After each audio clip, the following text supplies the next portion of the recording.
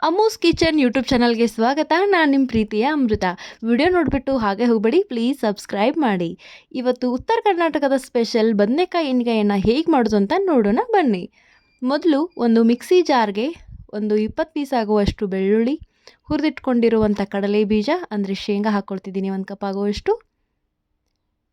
ಇದೆಲ್ಲ ಹಾಕಿಬಿಟ್ಟು ಒಂದು ದೊಡ್ಡ ಗಾತ್ರದ ಈರುಳ್ಳಿ ಹಾಕ್ತಿದ್ದೀನಿ. ಸುಟ್ಟು ಅದನ್ನು ಸಿಪ್ಪೆ ಸುಲಿದು ಚೆನ್ನಾಗಿ ಕಟ್ ಮಾಡಿರೋದು. ಹಾಗೆ ಒಂದು ಕೊಬ್ಬರಿ ಕೂಡ ಹಾಕ್ತಿದ್ದೀನಿ, ಸ್ವಲ್ಪ ಹುಣಸೆ ಹಣ್ಣು, ಒಂದು ಹಿಡಿ ಆಗುವಷ್ಟು ಕೊತ್ತಂಬರಿ ಸೊಪ್ಪು, ಸ್ವಲ್ಪ 1 ಟೇಬಲ್ ಸ್ಪೂನ್ ಆಗುವಷ್ಟು ಬೆಲ್ಲ, ಅಚ್ಚ ಖಾರದ ಪುಡಿ 2 ಟೇಬಲ್ ಸ್ಪೂನು. ನಿಮಗೆ ಖಾರ ಎಷ್ಟು ಬೇಕೋ ನೋಡಿಕೊಂಡು ಹಾಕ್ಕೊಳ್ಬೋದು. ನಾನಿಲ್ಲಿ ಸ್ವಲ್ಪ ಜಾಸ್ತಿ ಹಾಕ್ತಿದ್ದೀನಿ. ಮತ್ತು ಸ್ವಲ್ಪ ಚಿಟಿಕೆ ಆಗುವಷ್ಟು ಅರಿಶಿನ ಪುಡಿ ನೀರು ಹಾಕಿ ಚೆನ್ನಾಗಿ ಪೇಸ್ಟ್ ಮಾಡ್ಕೊಳ್ಬೇಕು. ನೋಡಿ, ಈ ಥರ ನೈಸಾಗಿ ಪೇಸ್ಟ್ ಆಗಬೇಕದು. ನೋಡಿ, ಈ ಥರ ಬದನೆಕಾಯನ್ನು ಕಟ್ ಮಾಡ್ಕೊಳ್ಬೇಕು. ತೊಳೆದು ಒಂದು ಬದನೆಕಾಯಲ್ಲಿ ಈ ಥರ 4 ಭಾಗವನ್ನು ಮಾಡಿಬಿಟ್ಟು ಮಸಾಲೆ ತುಂಬುವ ಸಲುವಾಗಿ ಹೀಗೆ ಕಟ್ ಮಾಡಿದ್ದೀನಿ. ಇಲ್ಲಿ ವಿಡಿಯೋದಲ್ಲಿ ನೋಡ್ತಿರೋ ಹಾಗೆ ಈ ಥರ ಹಾಕಬೇಕು. ಒಂದೊಂದಾಗಿ ಬದನೆಕಾಯಿನ ಎತ್ಕೊಂಡು ಅದರಲ್ಲಿ ಮಸಾಲೆ ಫಿಲ್ ಮಾಡಬೇಕು. ಚೆನ್ನಾಗಿ ಬದನೆಕಾಯಿ ಎಲ್ಲ ತುಂಬ ಹೀರ್ಕೊಳ್ಳುವಂಗೆ ಮಸಾಲೆಯನ್ನು ಫಿಲ್ ಮಾಡ್ಕೊಳ್ಬೇಕು. ನೋಡಿ, ಎಲ್ಲ ಬದನೆಕಾಯಲ್ಲೂ ಕೂಡ ಮಸಾಲೆ ಹಾಕ್ತಿದ್ದೀವಿ. ನೋಡಿ, ಎಲ್ಲವನ್ನು ತುಂಬಾಯಿತು. ಈ ಥರ ಮಸಾಲೆ ತುಂಬಿ ಇಟ್ಕೊಳ್ಬೇಕು. ನಂತರ ಕಡಾಯಿಯಲ್ಲಿ ಸ್ವಲ್ಪ ಎಣ್ಣೆ ಹಾಕಿಬಿಟ್ಟು ಅದು ಬಿಸಿ ಆದಮೇಲೆ ಸಾಸಿವೆ ಮತ್ತು ಜೀರಿಗೆ,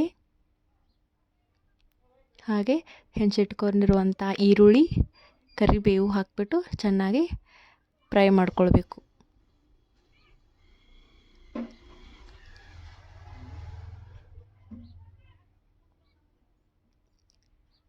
ಸ್ವಲ್ಪ ಕಂದು ಬಣ್ಣ ಬರೋವರೆಗೂ ಇದನ್ನು ಫ್ರೈ ಮಾಡ್ಕೊಳ್ಬೇಕು. ಸ್ವಲ್ಪ ಉಪ್ಪು ಹಾಕ್ಕೊಳ್ತಿದ್ದೀನಿ. ಇದಕ್ಕೆ ನಾನು ಹಾಕ್ತಿದ್ದೀನಿ 1 ಟೇಬಲ್ ಸ್ಪೂನ್ ಜೀರಾ ಪೌಡರ್ ಮತ್ತು 1 ಟೇಬಲ್ ಸ್ಪೂನ್ ಗರಂ ಮಸಾಲ ಹಾಕಿಬಿಟ್ಟು ಚೆನ್ನಾಗಿ ಕಲಕಬೇಕು. ಈ ಥರ ಕೈ ಆಡಿಸೋದಾದ್ಮೇಲೆ ಆವಾಗಲೇ ಮಸಾಲೆ ತುಂಬಿಟ್ಕೊಂಡಿದ್ವಲ್ಲ ಆ ಬದನೆಕಾಯನ್ನು ತಂದುಬಿಟ್ಟು ಈ ಕಡಾಯಲ್ಲಿ ಹಾಕ್ಬಿಟ್ಟು ಸ್ವಲ್ಪ ಕಂದು ಬಣ್ಣ ಬರೋವರೆಗೂ ಹುರ್ಕೊಳ್ಬೇಕು. ಒಂದು 5 ನಿಮಿಷ ಈ ಥರ ಕೈ ಆಡಿಸ್ಬೇಕು. ಸ್ವಲ್ಪ ಡಾರ್ಕ್ ಕಲರ್ ಬರೋವರೆಗೂ ಈ ಕಡಾಯಲ್ಲಿ ಹಾಕ್ಬಿಟ್ಟು ಹೀಗೆ ಕೈ ಆಡಿಸ್ಬೇಕು.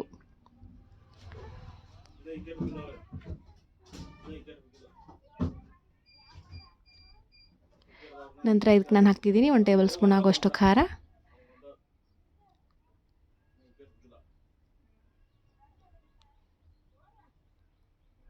ಸ್ವಲ್ಪ ಉಪ್ಪು ಹಾಕ್ತಿದ್ದೀನಿ. ಇದಕ್ಕೆ ಹಾಕ್ತಿದ್ದೀನಿ ನಾನು 1 ಗ್ಲಾಸ್ ಆಗುವಷ್ಟು ಬಿಸಿನೀರು. ತಣ್ಣೀರು ಹಾಕಿದರೆ ಅಷ್ಟೊಂದು ಟೇಸ್ಟ್ ಚೆನ್ನಾಗಿ ಬರಲ್ಲ. ಸೊ ನಾನು ಹಾಕ್ತಿದ್ದೀನಿ ಹಾಟ್ ವಾಟರ್ ಆ್ಯಂಡ್ ಚೆನ್ನಾಗಿ ಕೈ ಆಡಿಸ್ಕೊಳ್ಬೇಕು. ಇದೆಲ್ಲ ಹಾಕ್ಬಿಟ್ಟು ಒಂದು ಕುದಿ ಬರೋವರೆಗೂ ಚೆನ್ನಾಗಿ ಕುದಿಸ್ಬೇಕು. ನೋಡಿ ಯಾವುದೇ ರೀತಿ ಕುದಿತಾ ಇದೆ ಅಂತ. ಈ ಥರ ಒಂದು 10 ನಿಮಿಷ ಕುದಿಸ್ಕೊಂಡ್ಬಿಟ್ರೆ ರೆಡಿ ಆಗುತ್ತೆ ಉತ್ತರ ಕರ್ನಾಟಕದ ಸ್ಪೆಷಲ್ ಬದನೆಕಾಯಿ ಎಣ್ಗಾಯಿ.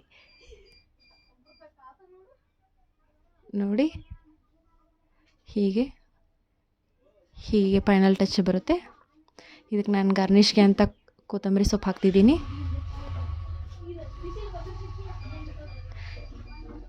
ಇವಾಗ ರೆಡಿ ಆಯಿತು ನಮ್ಮ ಬದನೆಕಾಯಿ ಎಣ್ಗಾಯಿ. ನೀವು ಮನೇಲಿ ಮಾಡ್ಕೊಳ್ಳಿ, ತಿನ್ಕೊಳ್ಳಿ, ಎಂಜಾಯ್ ಮಾಡಿ.